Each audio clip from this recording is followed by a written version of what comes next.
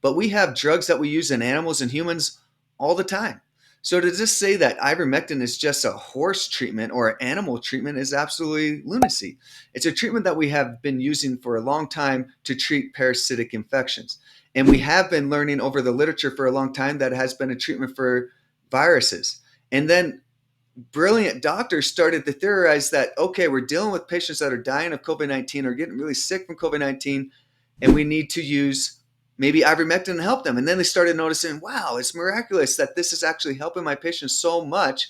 Let's start doing studies on it. Started doing studies, and we have studies from all over the world on ivermectin and how effective it is for viruses. On February 23rd, the Senate Health and Human Services Committee decided to vote against protecting doctors from prescribing ivermectin. Today I'm going to talk to you why this is so wrong.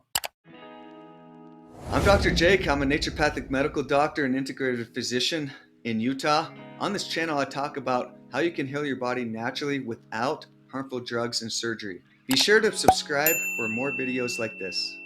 So this is why I think that this bill was so wrong that was done by the Senate committee in South Dakota, is that ivermectin is a treatment that has hundreds of research articles showing benefit. And there isn't a lot of great treatments that we have for COVID-19, at least in the literature. So it's one of our most researched treatments that we have for ivermectin. So why is politicians deciding what doctors can and can't do? They want to help patients. They're looking at the literature. They're looking at what could be best for their patients, what's going to be the most effective treatment for them. But then they have to think, if I prescribe this helpful treatment, if I prescribe ivermectin for this patient, I could potentially lose my job. I could potentially lose my license. I can't believe that politics is starting to get involved in saving people's lives or helping people get over the conditions they have. And doctors have to deal with already all the stress that's being involved with treating patients that are extremely sick, but then they have to deal with the stresses. I know this is a really effective treatment to treat this patient, but I can't do it because I might lose my job. I'm scared that my health department is going to come after me and decide, hey, you're not doing very good medicine. You're prescribing ivermectin. This is a horse pill. What are you doing about that? And going into this, why would even anyone say that this is a horse pill? Or even our FDA makes statements that we need to not use horse medicine. It's kind of wild because this is a treatment that has been done since the 1970s for human use, not for animal use. Yes, we do use it in animals, but we have drugs that we use in animals and humans all the time. So to just say that ivermectin is just a horse treatment or an animal treatment is absolutely lunacy. It's a treatment that we have been using for a long time to treat parasitic infections. And we have been learning over the literature for a long time that it has been a treatment for viruses. And then brilliant doctors started to theorize that, okay, we're dealing with patients that are dying of COVID-19 or getting really sick from COVID-19, and we need to use maybe ivermectin to help them. And then they started noticing, wow, it's miraculous that this is actually helping my patients so much.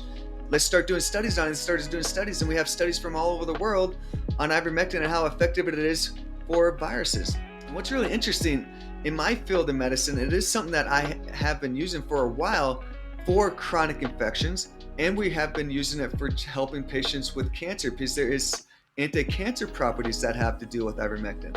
It also is really great because it's a very simple medication. It comes from the soil of Japan. In the soil of Japan, it's called ivermectin, and then as in the drug form, we call it ivermectin. So it is actually a natural treatment too, and it's a very cheap medication. It costs very little. And then we have all these other treatments like remdesivir that's out there that costs thousands of dollars and does very minimal. And they're only using this in late stage COVID patients. And there's all kinds of potential harm that happens from that. And we know the safety profile of ivermectin. We know it's a very safe medication because we've been using it for a very long time. The World Health Organization has stated that it is an essential drug that we need on this planet. Why are we saying that we can't use this for helping patients get over their COVID symptoms? It just doesn't make any sense to me. I don't know why politics is getting involved in this.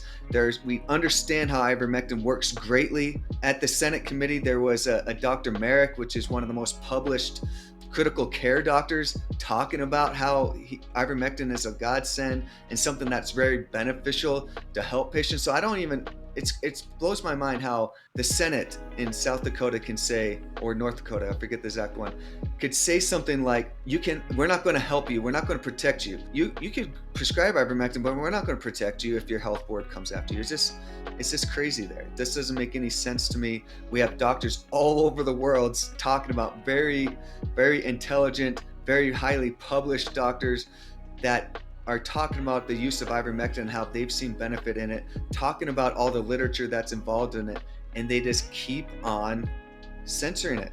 I can't believe what's actually happening too is they're actually making compounding pharmacies or even pharmacies throughout the entire country make it difficult for them to prescribe ivermectin. I know in my state I can prescribe ivermectin, but it is difficult to do. Majority of the pharmacies don't.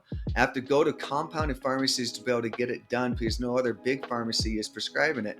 And it's awesome that these other compounding pharmacies are taking the risk to actually allow us to be able to get ivermectin to help our patients. It's an amazing medication. Hurts my soul that we hear these type of things, that politics isn't going to help our physicians that are trying to help so many patients and causing so much stress.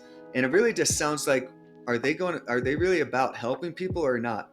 Because if they're going to start taking away some of our main treatments that are a safe treatment that has been used for a really long time, why? We got to think about, why are they doing this? Why are they going down this road? Why are politicians deciding what patients get and not allowing physicians to be the best doctors they can be? I think we should give freedom to doctors to research, do their literature, because they're going to do what's best for their patient. They're not going to do what's bad for their patient. They're going to do what's best because they want to help that person. They've taken a Hippocratic oath to be able to help, to do no harm and to help their patients. I think doing ivermectin is one of the best treatments they could do to not cause harm and have the best benefit for their patients compared to all the other medications that are coming out there that we don't have as much research on, that hasn't been around.